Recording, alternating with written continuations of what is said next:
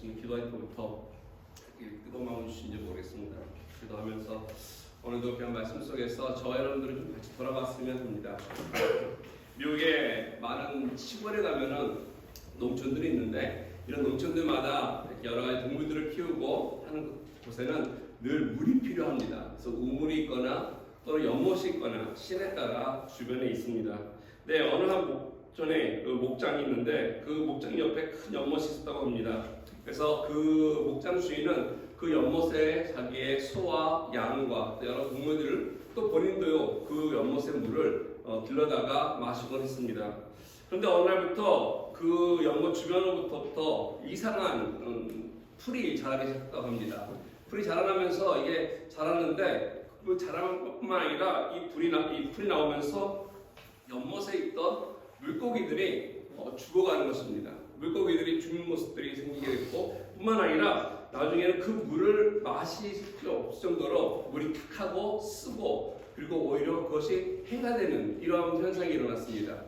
이 풀로 인해서 보니까 이 연못이 다 잘못됐는데 이 풀이 독초였던 것입니다. 그래서 어디서 왔는지 모르지만 밑에부터 자라나서 이 독초인 이 풀로 인해 연못의 물이 다 상하게 된 것이죠. 그래가지고 이분이 가가지고 이제 독초를 제거하기 위해서 화약품을 사서 뿌리고 제거하고 잘라내고 했습니다. 한동안 괜찮은 것 같았는데 또다시 그 독초가 자라기 시작한 것입니다. 그래서 이분이 아주 경험이 많은 나이 많은 노인에게 찾아가서 물었습니다. 이런 일이 있는데 어떻게 했으면 좋겠습니까? 했더니 그 노인 한 말이 그 연못 주위에다가 버들나무를 갖다 심으라는 것입니다. 버들나무를 심으면 아마 그 문제가 해결될 것이다 라고 해서 믿기지 않았지만 버들나무를 여러 그루를 사다가 주변에 심었습니다. 시간이 지나고 나니까 이 독초들이 다 마르고 그리고 죽어가는 것입니다. 이 버들나무가 많은 저것들의 영양분을 다 이렇게 뺏어간다고 합니다. 그러다 보니까 이 독초의 밑에 있는 그 근원서부터 있는 그 독을 다 제거함으로 인해서 다시 그 물을 마실 수 있게 되었고 누릴 수 있겠다는 이런 이야기가 있습니다. 이처럼 연못에 잔재하는 독초가 그냥 이렇게 제거한다고 해서 사라지는 것이 아니라 사실 이런 문제들을 하려면은 그 근원이 무엇인지 뿌리서부터 아예 애초에 없애야만이 이것이 계속 해가 되지 않고 다시 변해서 우리에게 유익한 것이 된다는 것입니다. 우리들의 인생 가운데서도 살아가면서 알게 모르게 우리들의 습관이나 어떤 생각이나 한 것들 가운데 악한 것들이 있습니다. 나쁜 뿌리가 있다는 것입니다. 그래서 어느 순간 내가 예수 믿고 살아가면서 회개하고 깨닫고 제거해 나가지만 알게 모르게 우리가 틈타는 순간에 다시 이것이 일어나서 나도 모르는 사이에 그 행동을 하고 있었고 나도 모르는 사이에 그런 말들을 하고 있고 또 그런 계획들을 세우고 있는 이런 모습들이 우리에게 있다는 것입니다. 이처럼 우리에게 불행을 초래하고 결국 우리에게 아픔과 고통을 주고 죄악으로 이끄는 이와 같은 근본 문제들을 어떻게 우리가 이것을 제거해야만이 되겠습니까? 이걸 제거해야만이 우리들의 삶이 정말로 바르게 건강하게 치유가 되고 회복이 되어서 살아나갈 수 있을 것인데 이 모든 근원의 문제, 이 뿌리의 문제는 무엇이라고 여러분 생각하십니까? 성경에서는 답을 말씀해 주고 있습니다. 우리 마음속에 일어나는 많은 것들, 그래서 우리에게 해가 되는 것은 그 근본 뿌리가 죄라는 것입니다. 이 죄. 우리들의 마음속에 이 죄가 여러분들은 어떤 의미를 갖고 있는지 모르겠습니다. 죄에 대해서 여러 가지 이야기들이 있는데 심리학자들은 이렇게 얘기합니다. 상담한 학생들에게 있어서 죄를 짓고 죄책감에 빠진 아이들은 얘기하기를 그 죄라는 것은 그냥 환영이야. 하나의 일루션이야. 너희 머릿속에 있는 것이야 라고 하면서 위로하면서 그 죄에 대해서 자유함을 얻도록 이렇게 상담을 하고 인도한다고 합니다. 네덜란드 철학자인 스피노사도 그런 얘기를 합니다. 죄는 실제로 존재하는 것이 아니라 우리 상상 속에 우리가 만들어내는 것이다 라고 이렇게 정의를 했습니다. 이 죄라고 하는 것이 우리의 과거의 기억을 없애는, 그래서 과거로부터 묻고 있는 우리들의 삶을 힘들게 하는 것이 단순히 죄가 되겠습니까? 혹시 여기 여러분 사이언타일러지라고 하는 종교 어떤 모임 여러분 들어보신 적 있습니까? 이 신흥 종교 사입인데요. 여기 한 미국 내에는 800만 명 정도의 신도가 있다고 합니다. 누가 그 가운데 리더냐면 톰 크루즈라고 하는 너무나 다른 배우 있죠. 톰 크루즈나 더신 호프만 같은 이 배우들이 그 안에서 그들을 이끌어가는 이러한 모임인데 이들이 얘기하기는 이렇게 얘기합니다. 우리 내면 속에는 엠그램이라고 하는 것이 있는데 이것이 우리의 고통을 기억하게 한다는 것이죠. 자꾸 우리의 힘든 것들, 아픈 것들을 기억하게 해서 전생에서부터 어떤 것을 끌어내서 오늘날 우리가 죄책감을 느끼고 죄라는 것으로 억눌리고 힘들어한다는 것입니다. 그래서 우리의 뇌에 뭔가 심어넣어서 이런 기억들을 우리가 좀 없애고 사라지게 한다면은 불행한 과거를 지워버리면 우리는 행복해질 거라고 하면서 여러 가지 방법들을, 치료 방법들을 동원합니다. 그래서 머리에 뭐 심기도 하고 뭐 여러 가지 하는데, 그래서 이게 종교라기보다는 비즈니스에 가까운, 정말 많은 사람들이 돈을 내고 돈을 낭비하면서 이러한 일들을 한다는 것입니다. 어떤 사람은 죄가 하나님께서 우리에게 준 주관적인 어떤 인식이다라고 이야기하는 사람도 있습니다. 또 철학자인 리첼은 죄는 무지다, ignorance, 내가 모르기 때문에 죄가 있는 것이다 라고 표현하기도 합니다. 며칠 전에도 이렇게 유튜브 보다 보니까 복음을 전하는 사람들 이렇게 얘기합니다. 죄는 헬라어의 어려움은 아마르티아라고 하기 때문에 죄는 관역에서 벗어난 것이다. 우리가 뭐 거짓말을 하고 도둑질하고 이런 죄가 아니라 성경에서 말하는 죄는 관역에서, 즉 벗어난, 하나님의 뜻에서 벗어난 것이다. 좀 죄를 좀 이렇게 편하게 부드럽게 얘기하는 걸 봤어요. 물론 맞습니다. 원의 뜻은 그것이나 그 이전에 하나님의 뜻에 벗어나는 것이 벌써 우리가 거짓말하는 것이고 도둑질하는 것이고 이 세상에서 악하게 살아가는 모습이라는 것이죠. 이런 말로 표현하지 않고 좀 죄를 좀 이렇게 미화시키는 이런 부분들이 오늘날 너무 많다는 것입니다. 근데 성경은 죄를 이렇게 얘기하고 있지 않습니다. 분명하게 얘기합니다. 죄는 우리 삶 속에서 있는 영적인 현실의 결과라는 것입니다. 하나님과의 관계 속에서 불순종했을 때 만들어지는 삶 속에 드러나는 고통과 아픔과 억누름이 이 죄의 결과라는 것을 이야기해 주고 있습니다. 이게 바로 성경이 말하고 있는 죄라는 것에 대한 근본 개념입니다. 특히 오늘 우리가 로마서를 다루고 있는데 이 로마서는 이 죄에 대해서 사도 바울이 정말 중요하게 다른 서신 그 어느 것보다도 가장 잘 말씀해 주고 있습니다. 로마서를 특히 오늘 본문서부터 오늘 1장 18절서부터 3장 20절까지 좀 약간 좀 긴 내용인데요. 이 내용 속에서 바울은 죄가 무엇인지에 대해서 우리에게 상당히 잘 얘기해 주고 있습니다.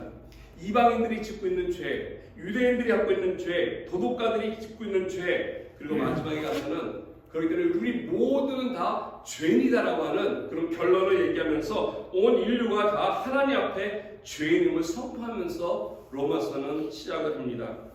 솔직히 얘기해서 죄라고 하는 거 별로 그렇게 듣고 싶어 하지 않습니다. 말 안 해도 알기 때문에 그렇습니다. 불편합니다. 그래서 교회에서도 누구가 이야기하는 간에 좋은 소리, 은혜로운 이야기, 축복에 대한 것을 이야기하는 것을 모든 사람들이 공감하고 편하게 듣고 기분 좋게 듣기 때문에 아멘하고 열심히 받습니다. 근데 죄에 대한 것은 좀 부담스럽고 불편한 것인데 사도 바울은 알지도 못하는, 아니 가볼도 않은 이 로마 교회의 편지를 쓰면서 참 힘든 주제고 불편한 주제고 부담스러운 주제인 이 죄에 대해서 시리어스하게 이야기하면서 보내는 이유가 무엇이겠습니까? 그것은 이 죄라는 것이 우리 사람들에게 있어서 그만큼 심각하다는 것입니다. 근데 이 문제를 다루지 않으면 더욱더 중요한 그 다음에 구원에 대한 문제를 우리가 해결할 수 없기 때문에 그렇습니다. 내가 병원에 간다고 했을 때는 분명히 내가 병이 있기 때문에 의사를 찾아가는 것입니다. 그래서 그 의사를 만나서 병에 대한 인식이 분명히 있을 때 수술도 받고 치료도 받고 그래서 회복되는 것이지, 이것이 없다면 우리는 그 의사를 믿지도 않을 것이고 아니 병원에도 가지 않을 것입니다. 그래서 바울은 3장 20절까지는 계속 이 죄가 무엇인지를 우리에게 분명하게 제시합니다. 그리고 나서 해결책인 구원에 대한 것을 3장 21절서부터 말씀해 나갑니다. 그래서 오늘날 저와 여러분들의 살아가는 삶의 현장 속에서 이처럼 알게 모르게 내가 짓고 있는 죄가 아닌지라도 우리 사회 속에 있는 죄, 여러 형태로 드러나고 있는 이 죄에 대해서 우리가 한번 생각해 보려고 합니다. 어떤 문제들이 있을 때 그 문제를 가만히 살펴보면, 들여다보면 그 밑에, 그 뿌리에는 죄가 있다라는 사실입니다.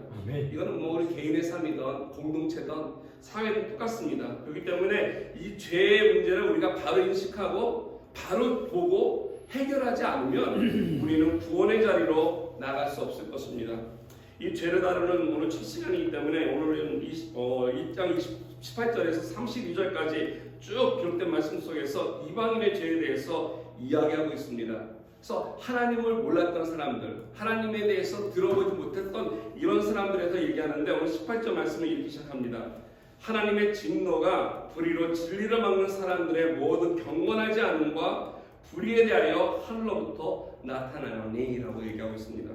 여기 보니까 하나님의 진노라고 하는 것을 바울은 얘기합니다. 우리가 지난주에 살펴보면서 믿음은 하나님의 의가 나타났다라고 말씀드리지 않았습니까? 이 하나님의 의는 생명을 주는 것이라고 말씀드렸는데 이 하나님의 의와 마치 대치되는 이 따른 하나님의 진노라는 것이 오늘 얘기되고 있습니다. 무엇에 대해서 하나님은 진노하고 계시고 무엇에 대해서 하나님은 심판을 하고 있는 것일까요? 오늘 18절 말씀을 가만히 살펴보면 두 가지 대상에 대해서 하나님은 진노하고 있고 심판하고 계시다는 것입니다. 첫 번째는 바로 경건치 않음에 대한 것이고 두 번째는 불의에 대한 것이다 라고 바울은 우리에게 밝혀주고 있습니다. 경건치 않다라는 것은 다른 말로 하면 하나님을 무시한다라고 하는 것입니다. 헬라 원어의 뜻의 이 경건치 않음이 하나님을 경외하지 않기 때문에 하나님을 업신여긴다, 하나님에 대한 두려움이 없다라는 것입니다. 신구약 전체를 보면서 하나님께서는 하나님을 경외하는 것에 대해서 우리가 여러 차례 말씀하십니다. 지혜의 근본은 여호와를 경외하는 것이다 라고 자문에는 말씀하고 있습니다. 그래서 우리가 하나님 앞에 나아오는 것, 하나님을 믿는 것, 하나님께 만나는 것의 첫 번째 스타트는 하나님을 경외함으로 시작하는 것입니다. 그런데 오늘 보니까 이 경건치 않는다, 즉 하나님을 두려워하지 않는다, 불경건이라고 얘기할 수 있죠. 하나님을 무시하는 겁니다. 하나님을 생각지 않고 내 삶 속에서 하나님을 제해버리고 하나님을 따르지도 않을 정도로 있는 존재 자체도 무시하는 것입니다. 이것이 바로 하나님 없이 사는 삶, 이것은 하나님께서는 진노하셨다라고 말씀하십니다. 두 번째는 불이라고 하는 것인데 이 불이라고 하는 것은 우리가 하나님을 내 삶 속에서 우리 삶 속에서 제외하고 무시하고 빼놨을 때 우리 인간들이 갖고 있는 결과입니다. 우리에게 주어지는 결과가 이 불이라는 것입니다. 우리 삶의 열매 속에서 좋은 것도 있겠지만 많은 그 좋은 것들이 하나님 보시기에 불의의 열매로 다가옵니다. 이게 바로 죄의 열매라는 것이죠. 오늘 우리가 긴 본문이기 때문에 읽지 않았지만 29절에서 31절까지 쭉 보면은 사도 바울은 쭉 쓰면서 21가지의 죄를 거의 쭉 나열하고 있습니다. 어디서 이렇게 많은 죄에 대해서 바울이 고민하면서 쓰면서 이런 목록들을 찾아서 썼을까요? 이 로마서를 쓴 것이 여러분 제가 말씀드린 것처럼 고린도에서 썼습니다. 우리가 고린도서를 또 후서를 보지 않았습니까? 이 고린도라고 하는 도시 자체가 정말 모든 인간의 죄악이 다 그냥 무성하게 있던 것입니다. 그곳에 있다 보니까 우리 사람들 마음속에 생활 속에 나오는 그 많은 죄들을 바울은 보게 되었고 경험하게 되었고 그래서 오늘 쭉 이런 것들을 다 기록했는지 모르겠습니다. 근데 한마디로 정리하면 이것입니다. 죄라고 하는 것은 하나님을 제외해버리고 하나님 없이 내 마음대로 사는 모습이 죄라는 것을 성경은 얘기해주고 있습니다. 이처럼 하나님을 등지고 하나님 없이 사는 삶, 이것에 대해서 하나님은 진노하신다는 것입니다. 이것이 바로 우리에게 있는 심판이라는 것입니다. 오늘 우리가 이 사실을 바로 알아야만이 하나님이 왜 나에게 심판을 하시고 하나님이 왜 우리 인간을 향해서 진노하시는지를 알 수 있다는 것입니다. 이걸 알지 못하면 그 하나님의 진노에서 우리는 벗어날 수 없을 것이고 하나님의 심판대 앞에 설 수밖에 없을 것입니다.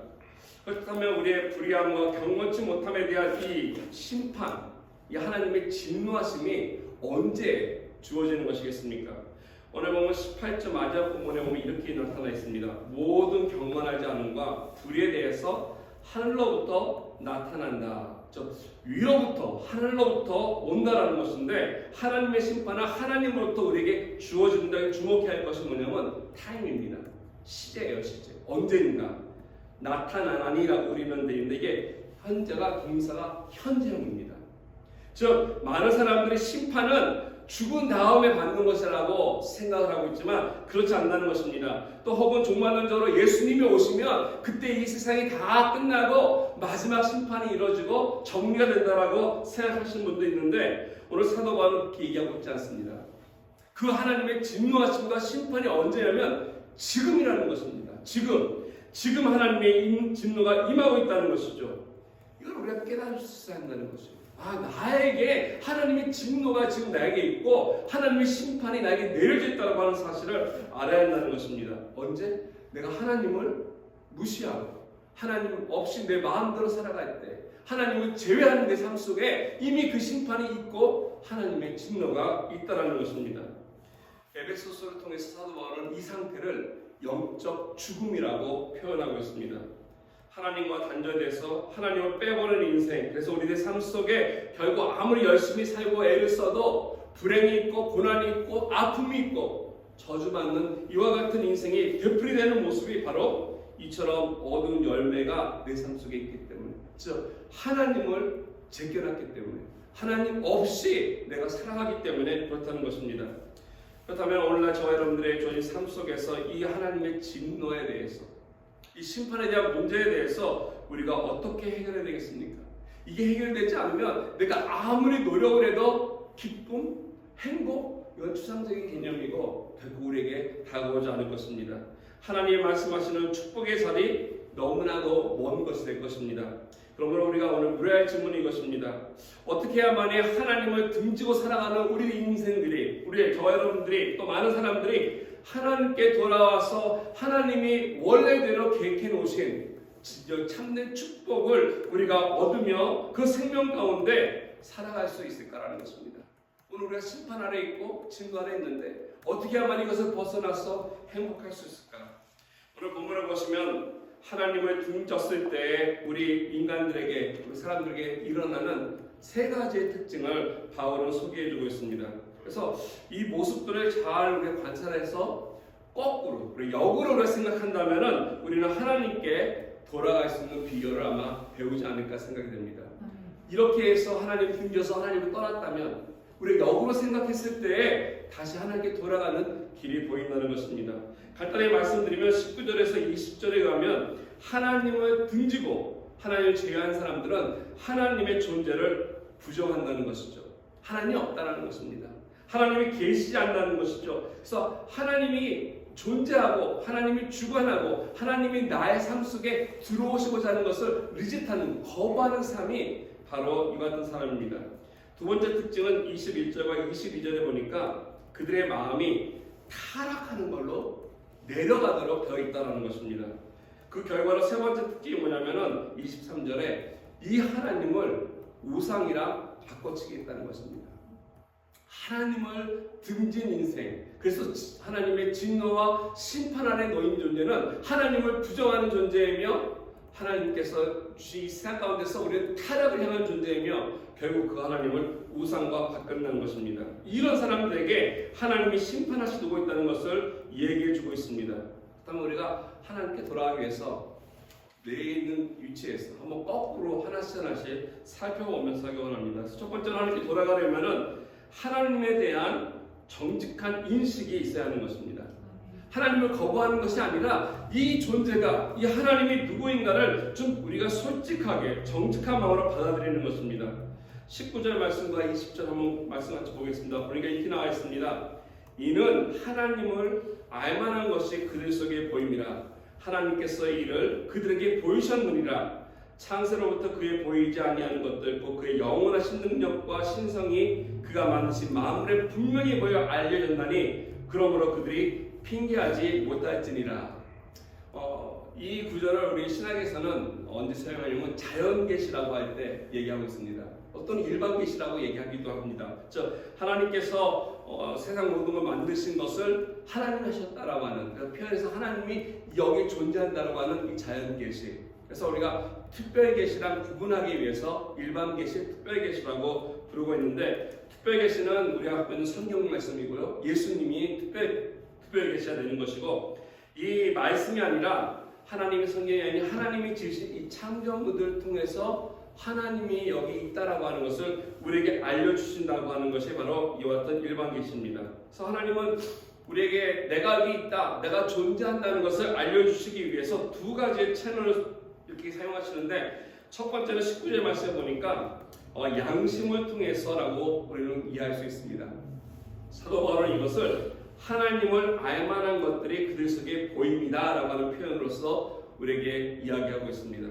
우리 내면 속에는, 우리 인간 속 안에는 하나님을 인식할 수 있는 그 어떤 것이 주어졌는데 그 어떤 것이 바로 양심이라고 하는 것입니다. 그래서 아무도 가르쳐주지 않았지만 어려서부터 우리가 죄를 지면 거짓말하거나 남의 것을 훔치거나 하면은 우리가 가슴이 두근두근 거리는 것입니다. 그러니까 하나님을 내 안, 우리 자체가 인식하기 때문에 그렇습니다. 뭔가 큰 잘못을 범하게 되면 괜히 따라오는 사람이 없는데도 내 걸음이 빨라지고요. 아무도 모르는데도 불구하고 숨고 싶고 피하고 싶은 것이 우리에게 본능적으로 있다는 것입니다. 이것이 바로 하나님이 우리에게 주신 양심이라고 하는 이 기능을 통해서 우리가 하나님의 존재를 우리가 인식할 수 있습니다. 이와 같은 이 기능, 이 양심을 통해서 만들어진 것이 이 거짓말 탐지기입니다. 사실 거짓말 탐지기 별거 아닌데도요. 거짓말 탐지기 놓고서 물어보면 괜히 마음이 거짓말하지도 않았는데 두근두근거려서 서울려는 그걸 그러면 그렇게 막 올라가고 그러는 거 아니겠습니까? 그냥 우리 마음속에 하나님을 인식할 수 있는 이러한 양심이라고 하는 것이 있기 때문에 그렇습니다. 두 번째는 하나님 만드신 이 자연 만물입니다. 이걸 20절에 표현하고 있는데요. 창세로부터 보이지 아니하는 것들, 즉 하나님에 대한 것인데 이것이 이 모든 만물 속에 담겨져 있다는 것입니다. 여기 와 하나님의 신성, 즉 하나님의 디비니티가 있다는 것입니다. 이게 하나님의 어떤 그 성품을 얘기하고 있지 않습니다. 하나님의 사랑, 또 긍휼, 자비 이런 속성이 아니라 이런 인격이 아니라 여기서 얘기하는 것은 데오테스라는 단어를 사용하는데 오늘 본문에서는 테이오테스라고 하는 다른 단어를 좀 사용합니다. 하나님의 인격적인 속성이 아니라 자연적인 속성을 얘기하고 있습니다. 하나님께서 만드신 것도 잠깐 보겠습니다. 여러분들 보시면은 하나님이 만드신 자연은 정말 멋있습니다. 산을 가거나 그랜 캐니언을 봐도 이게 뭐야 이렇게 하는 사람 없습니다. 와, 모든 어떤 사람이든 간에 자연에 가면요 하나님께서 만드신 것을 이 세상에 있는 것을 보고 감탄치 않고 놀라지 않는 사람이 없습니다. 하나님께서는 이와 같은 것들이 계절별로 그 모양이 옷을 바꿔듯이 하나님께서 만들어주셨습니다. 이뿐만 아니라 하나님의 천주 가운데 너무나 다양한 것들이 있습니다. 얼마나 아름다운지 몰라요. 작은 것이지만 이 디테일에 하나님은 완벽하신 분입니다. 얼마나 많은 아름다운 꽃들이 각각의 향기를 가지고 있는지 모릅니다.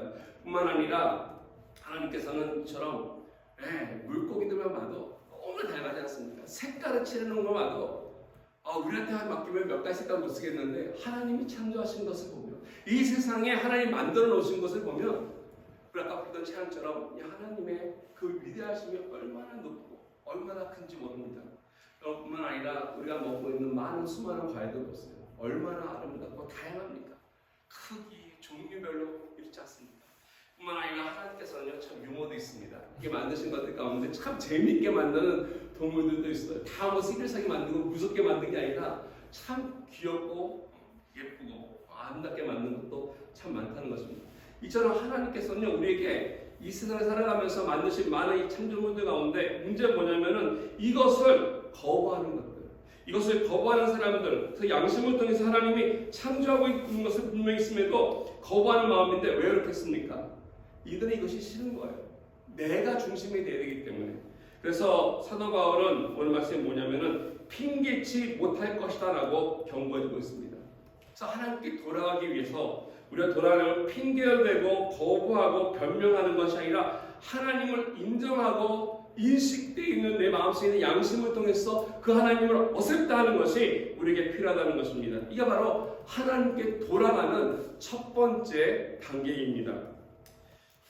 여러분 잘 아시는 대로 한국의 지성인 중에 한 분이 지금 고인되셨지만 사진이 보였지만 우리 이어령 교수님 잘 아실 것입니다. 이분이 처음부터 예수 믿은 사람 결코 아닙니다. 이분이 얼마나 많은 그 냉철하고 날카롭고 이성주의에 강했던 사람인지 모릅니다. 오늘 이분에 대해서 보니까는 벌써 고등학교 때 웬만한 유럽의 유명한 이 문학가집의 책들을 다 섭렵했던 분입니다. 우리하고는 약간 좀 차원이 다르신 분이죠. 생각도 깊으신 분이고 이렇게 뛰어나신 분인데 이분이 2007년도에 예수를 만나게 되고 예수를 믿게 됩니다. 그래서 한국에 발짝 뒤집어졌어요. 아니 이와 같이 뛰어난 지성인이 어떻게 예수를 믿을 수 있을 것인가 라고 하는 것인데요. 이와 분이 어떻게 됐을까? 여기 이면에는 이 이어령 교수님의 그 따님인 이민아 목사님의 역할이 큽니다. 이 따님이 보니까 89년서부터 2002년까지 LA 지역에 여기에서 부장 검사로 일을 했습니다. 그래서 청소년 그 범죄 예방과 선도에 힘쓰면서 일하다가 92년도에 안타깝게도 이 갑상선 암이 걸리게 되었고, 이걸로 인해서 악화되는 가운데 이분이 주를 만나게 되었고 신앙을 하게 됩니다. 물론 나중에 실명까지 하게 되는데, 신학을 하는 과정에서 하나님을 만나는 계기가 되어서 푸에르토리코, 중남미뿐 아니라 중국, 아프리카까지도 선교에 힘을 쓰고 그리고 강림도 하고, 결국 이분이 돌아가시 전에 아버지에게 예수님에 대한 것을 다시 얘기하고 소개하고, 자기가 죽어가면서까지도 헌신했던 그 사역의 가치와 놀라움에 대해서 고백했을 때 그렇게 완고했던 이어령 교수가 마음이 무너지고 그리고 예수님 만나게 되고 영접하게 됐다는 것입니다. 그리고 후에 이분이 쓴 책 중에 보면 여러분 아시는 대로 지성에서 영성으로라고 하는 책이 있는데요. 이 책에 보면 이런 대목이 있습니다. 의무는 지성을 낳지만 믿음은 영성을 낳습니다. 하나님의 보금자리로 돌아오시기 바랍니다.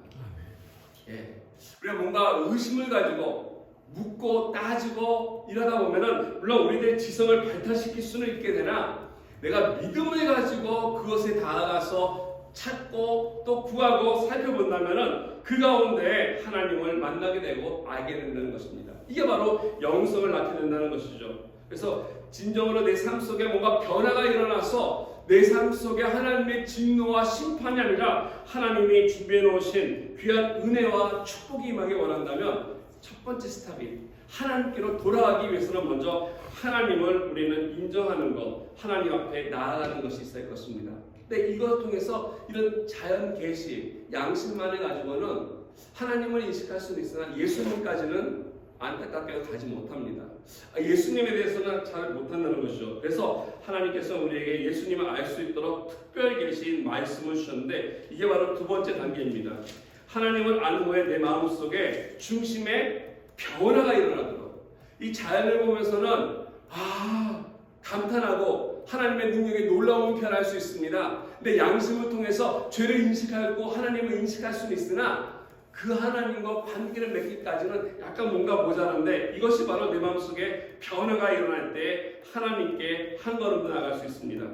21절과 22절 말씀을 보시면 하나님을 등지고 살아가는, 하나님을 거부한, 그래서 진노와 심판 아래 놓인 사람들의 마음 상태가 소개되어 있는데요. 21절에 이렇게 나와 있습니다.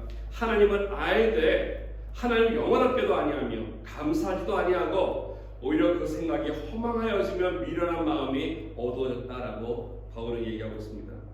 하나님은 영화롭게 아니했다라고 바울은 얘기합니다. 감사하고 하지 않았다는 것이죠. 다른 말로 하면 이 모든 것에 대한 것에서 하나님께 칭찬하지도 않고 우리 식으로 하면 영광을 돌리지 않았다라는 것입니다. 영광을 돌린다고 하는 것은요, 그 하나님을 세상에서 경배하는 것입니다. 쉽게 얘기하면 예배드리는 것이죠. 이 하나님을 등진 사람들, 그래서 하나님을 거부하는 사람들은 예배를 등한시하고 예배드리는 것을 거부한다는 것입니다. 타락의 첫 출발점이 예배를 거부하는 것부터 시작됐습니다.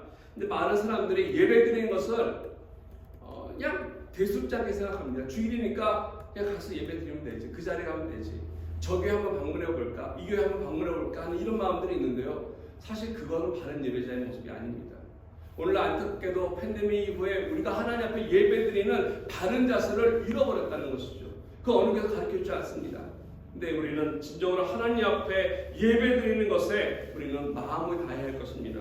예배를 빠지는 것, 예배를 가볍게 생각하는 것서부터가 하나님을 향해서 멀어져서 타락하는 길로 나아가는 발걸음의 시작입니다. 두 번째는 보니까 감사하지 않는다라고 얘기하고 있습니다. 마음에 감사가 없습니다. 만족함이 없고 늘 불만이 있고 불평이 있고 모자람이 있다는 것입니다. 그래서 생각이 허망하여졌어라고 하는데요. 이게 이제 헛되다라고 하는, 뭔가 비어있다라고 허무함을 얘기해주고 있습니다. 뭔가 열심히 얻고 모으고 붙들고 있는데도 불구하고 뭐가 계속해서 모자라고 그래서 불만이 있고 그래서 불편한 것입니다. 더 나아가서 이 미련한 마음이라고 하는 것, 이 사이언스레스 하트, 감각이 없어진다는 거죠. 이게 옳은 것인지 틀린 것인지 선과 악에 대한 구별이 없다는 것입니다. 기쁨에 대한 감각이 없고요, 가책에 대한 감각이 없습니다. 그래서 일어나는 일에 대해서 그냥 가만히 바라보고 있는 거, 소위 멍 때린다고 그러죠.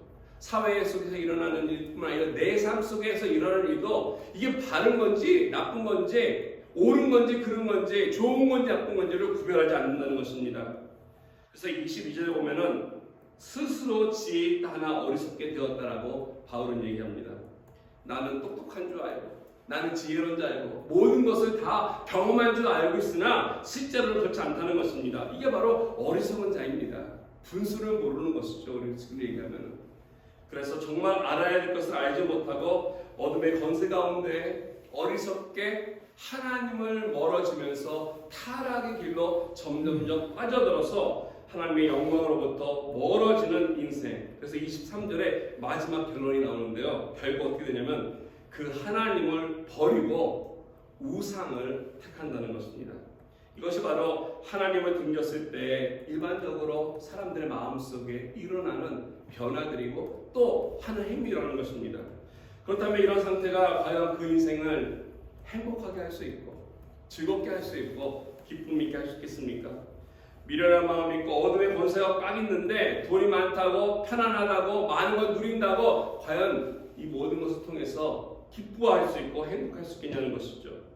우리의 마음의 근본을 바꾸지 않는다면 내가 아무리 많은 것을 소유한다 할지라도 의미가 없다는 것입니다.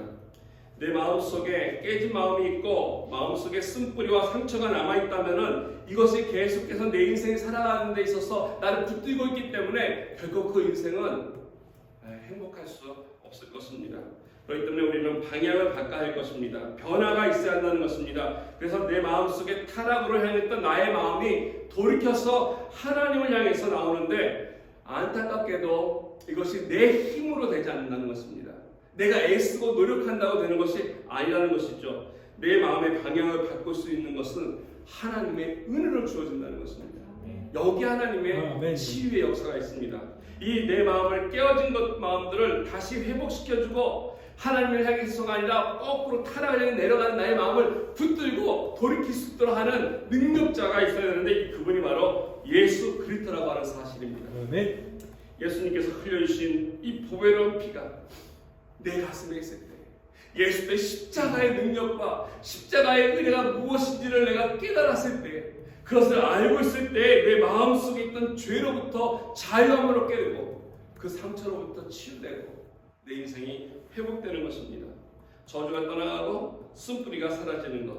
그래서 예수님의 십자가의 보혈의 피가 얼마나 놀랍고 고맙고 감사한지를 깨달았을 때 내 마음뿐만 아니라 내 인생이 변화되어서 하나님 앞에 나올 수 있는 이제 뭔가 드러날 수 있는 좋은 열매를 맺어갈 수 있는 발걸음으로 돌이킬 수 있다는 것입니다. 아멘. 구약에 보면은 우리가 출애굽을 보면서 참 많은 것을 배웁니다. 출애굽은 사실 하나님께서 단순히 이스라엘을 구원시키기 위한 역사만은 아닙니다. 구약에 있는 많은 말씀들이 바로 하나님께서 계획해 놓으신 것들을 보여주셨던 그런 모형들인데 15장에 보면 출애굽기 15장에 보면은 이스라엘 백성들이 모세의 인도함에 따라서 홍해를 걷고 나서 기쁜 마음으로 찬양을 드리고 3일 동안 계속해서 나아갔습니다. 3일 동안 광야길을 가다 보니까 그 당시 같이 갔던 인구가 뭐 1000명, 2000명이 아니라 100만 명이었기 때문에 어마어마한 숫자입니다. 큰 도시에 있는 모든 인구가 움직이는 것입니다. 플러스 동물들까지 있었습니다. 근데 3일 길을 가는 동안에 그들이 가져왔던 모든 물들이 다 떨어진 것입니다. 광야에서 물이 없다는 것은 죽은 것 똑같습니다. 먹을 게 많아도 물이 없으면 아무 의미가 없습니다. 근데 이들이 열심히 나간 3일 동안 물을 찾지 못하다가 발견한 것이 있는데 그것은 뭐냐면 마라라고 하는 제에 보니까 웅덩이가 있고 물이 많은 것입니다. 얼마나 기뻤겠습니까? 달려갔습니다. 열심히 물을 마셨는데 웬일입니까? 너무 써서 마실 수가 없는, 아까 초반에 말씀드렸던 어떤 독초가 있어서 그런지 모르지만 쓸모없는, 마실 수 없는 물이었던 것이죠. 물이 많으면 뭐합니까? 마실 수가 없는데 생명이 없기 때문에 아무런 도움이 되지 않는다는 것입니다. 오늘 많은 현대인 사람들이 많은 것을 소유한다고 해서 행복하다고 느끼는 것 같습니다. 많은 것을 갖고 있다고 해서 그것이 우리에게 우리의 삶을 기쁨을 주지 못하기 때문에 그렇습니다. 왜냐하면 그 소유에는 생명이 없기 때문에 그렇습니다. 우리 마음속에 쓴뿌리가 있으면, 이런 독초가 있으면 결국 우리 마음속에 이런 회복의 변화들이 일어나지 않습니다. 제가 참 좋아했던 미국의 영화 배우가 있습니다. 로빈 윌리엄스라고 하는 배우인데 아마 여러분 잘 아실 것입니다. 아신 분은 안타깝게 몇 년 전에 자살로 생을 마치지 않았습니까? 정말 참 좋은 명작들을 남겼던 좋은 배우인데, 그리고 정말 아카데미상도 많이 받았고 유명한 사람이었고 돈도 많았습니다. 그런데 자살했던 그 현장에 가보니까 어떤 일이 있었냐면은, 찾다 보니까 그의 주머니에, 그가 목매어서 자살했는데 그 주머니에 마약이 잔뜩 있었다는 것이죠. 겉으로 봤을 때는 정말 화려하게 많은 사랑을 받고 많은 사람의 부러움의 대상이고 존경도 하고 칭찬도 하고 박수 쳐줬는데, 그 내면에서는 그가 그렇지 못했다는 것입니다. 오히려 그 마음속에 화려했던 것이 아니라 그의 삶 속에 많은 상실함이 있어서 결국 그가 죽음으로 생을 맞이하지 않았습니까? 우리 마음속에 있는 이와 같은 쓴뿌리의 문제들은 우리들을 고통으로 모아놓고 우리들이 결코 이 땅에서 행복해질 수 있도록 만들지 못한다는 것입니다. 그래서 아까 말씀드린 것처럼 모세가 하나님 앞에 이스라엘 백성들이 이끌어서 마라까지 왔는데, 이런 보니까 하나님 말씀하지 않습니까? 모세에게 막대기 하나를, 나무 하나를 찾아서 그곳에 던지라는 것이죠. 그래서 그 나무를 던진 순간 우리 아는 대로 그 쓴물이 단물로 변했어요. 거기 있는 모든 사람들이 그것을 다 마셨습니다. 그때 던졌던, 거기 보니까 그 나무라고 하는 표현인데, 이 나무라고 하는 것이 신명기 21장 23절에 나오는 나무라고 하는 이 단어와 똑같은 단어입니다.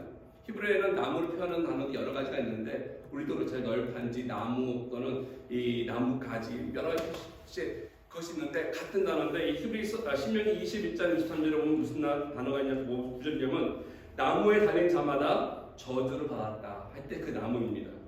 근데 이 말씀이요, 재밌게 사도 바울은 이것을 갈라디아서 3장 13절에 그대로 인용합니다. 그 나무가 마라의 쓴물을 변화시켰던 그 나무가, 예수님이 달렸던 십자가의 그 나무가 바로 예수님의 십자가라고 사도 바울은 해석하고 있습니다. 많은 이스라엘 사람들이, 유대인들이, 랍비들이 구약을 알고 있었지만 이 진리를 그들은 알지 못했습니다.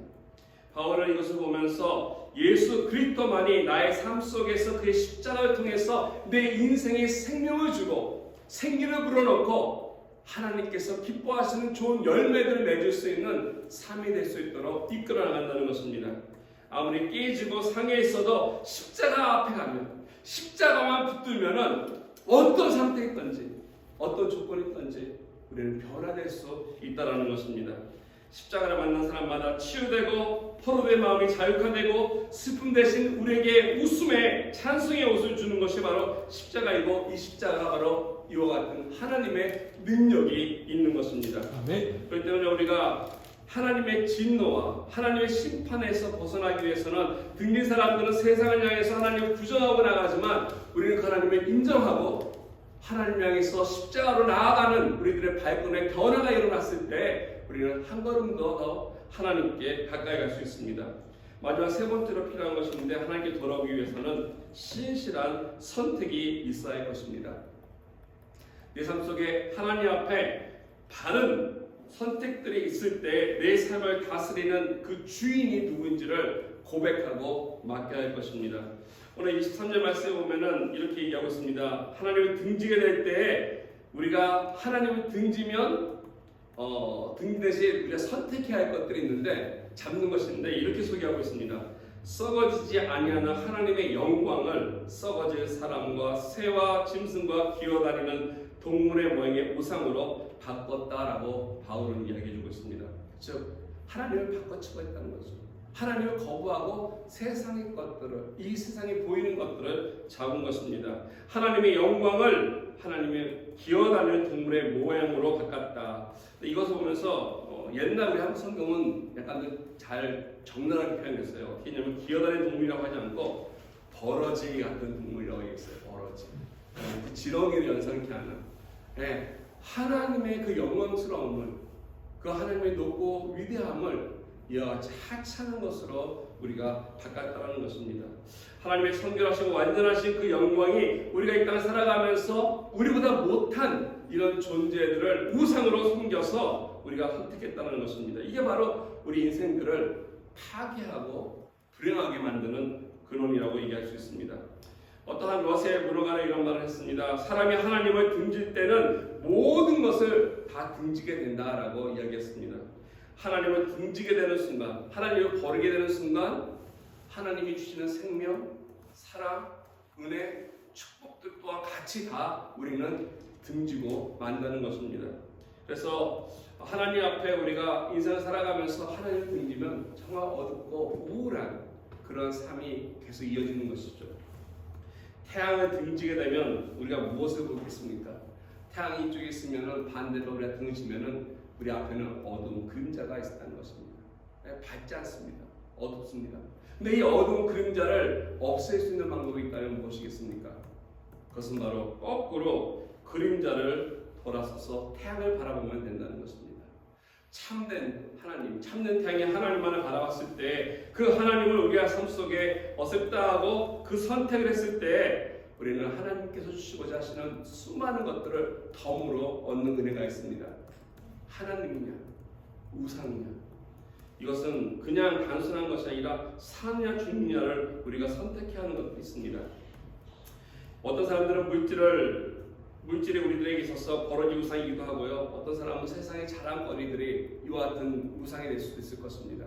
아마 여러분들에게도 버리지 못한 이와 같은 버러지 우상들이 꼭 있지 않을까 생각이 됩니다.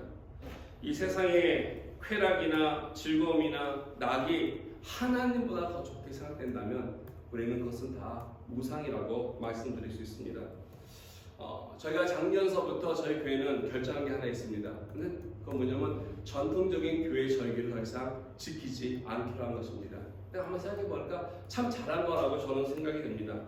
올해도 똑같이 분명히 이제 이번 주 목요일서부터 그 주말까지는 텍스기빙이죠. 미국 사람들이 다 지키는 명절입니다. 뉴스 보니까 한 8천만 명이 여행한다고 합니다. 뭐 차로, 비행기로, 뭐 여기 여러 가지로. 그러니까 많은 사람들이 움직이는 거죠. 이 많은 사람들이 왜 그렇습니까? 정말로 가장 좋은 날이라고 생각하기 때문에 바빠도 이때만큼은 집으로 돌아가서 가족들과 함께 모이고 함께 모여서 좋은 시간들을 준비합니다. 파티를 준비하고 카드를 보내고 선물을 하고 축가를 하고 학교는 4일 동안 방학하고 그러면서 온 거리는 여러 개 가는 데마다 해피 팅스기빙이라고 써있죠. 행복한 추수감사절을 보내라고 합니다. 호박을 사서 집안을 장식하고 그리고 추수감사절 당일에는 다 집집마다 아마 맛있는 칠면조 요리와 파이를 먹겠죠.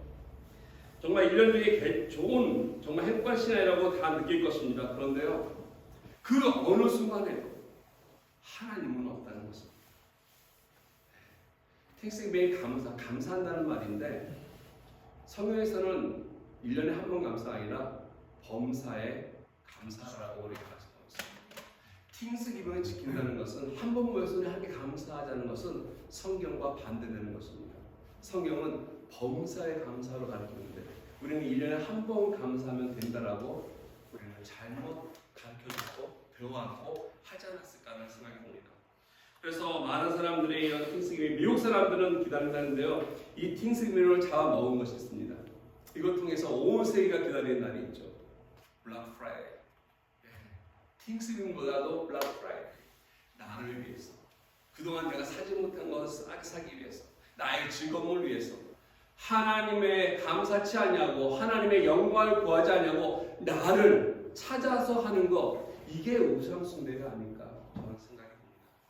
하나님을 대신해서 하는 버러지 우상, 이것이 바로 우리를 현혹시키고 있는 이 세상의 문화이고 그 가운데 알게 모르게 같이 따라가고 있는 저와 여러분들의 모습이 있지 않을까 생각됩니다. 우리 인생에 있어서 중요한 것이 무엇이겠습니까? 잠깐 즐기고 누리는 것이겠습니까? 몇 푼의 돈이나 물질들을 더 가져보는 것이 우리에게 행복이겠습니까? 결코 아닐 것입니다. 생명이 중요한 것입니다. 아멘. 우리에게 생명 주시는 하나님이 중요한 것이고 그래서 하나님께 예배드리는 것이고 하나님께 경배드리는 것입니다. 우리가 주일날 교회에 나와서 예배드리고 교회 생활하는 것이 단순히 많은 사람들은 취미생활로 생각하는 사람들이 있습니다. 교회 나와야지 사람을 만나고 교제한다고 생각합니다. 교회 나와야지만이 그래도 뭔가 사회에서 어떤 지위가 있다라고 오해하시는 분들이 많습니다. 감사하게 저희 교회는 그런 분들은 없으라고 제가 생각이 됩니다. 기독교 신앙은 취미도 아니고 교양도 아니고 시간이 남아서 사람을 만나는 그런 교제하는 것도 결코 아닙니다. 이거는 내가 사느냐 정말 죽느냐에 대한 문제라는 것입니다. 하나님 앞에 예배드리는 자, 하나님을 찾는 자, 예수 그리스도의 십자가를 거절하면 우리는 죽는다는 것입니다. 예수님을 거절하면 죽는 것이고 죽는 상태로 쭉 가는 것이고 반대로 내가 그 십자가를 내가 어셉트하고 붙들고 나아간다면은 내가 선택한다면은 그걸 통해서 내 인생 속에서 하나님이 주실 놀라운 은혜와 축복의 연속이 기다리고 있을 것입니다. 나의 구원자 되시고 또 치유자 되시고 도움 되시는 주님을 만날 수 있는 저 여러분 되길 바라겠습니다. 우리 같이 기도하기 원합니다. 하나님, 내 삶 속에 아직도 벌어지는 상황들이 혹시 있지 않습니까? 아직도 내가 하나님을 등지고 세상을 향해서 나아가고 있는 모습이 있지 않습니까? 하나님 아직도 내가 하나님을 제외시키고 있는 부분은 없지 않습니까? 눈에 보이는 바늘이 우리가 손바닥을 찌르면요, 우리는 우리 자신이나 옆 사람한테 좀 그 가시를 빼달라고 요구를 합니다. 근데 이 가시가 우리 내면 안에 어떤 위나 심장이나 또는 이렇게 깊은 곳에 들어가면은 아무한테나 얘기하지 않죠. 전문의 찾아서 그 가시를 제거해달라고 합니다. 그런데 그 가시처럼 다루는 고통과 아픔과 어려움이 내 마음속 깊은 곳에 있다. 누구에게 가서 어떻게 그것을 제거하시겠습니까? 엑스레이로도 보이지 않고 손에 잡히지 않고 누구의 손 닿지 않는 곳에 있다면 우리는 예수 그리스도 앞에 나와야 할 것입니다. 아멘. 예수 그리스도만이 내 마음속에 있는 그 쓴뿌리의 가시를 뽑아줄 수 있고 제거해 줄 수 있고 나에게 기쁨을 회복시켜 주실 분입니다. 우리 같이 기도하면서 주님 앞에 나오고 십자가를 붙들며 보혈을 의지해서 하나님 앞에 심판과 진노가 아니라 은혜와 축복의 삶을 나갈 수 있는 저희들 되길 바라겠습니다. 함께 같이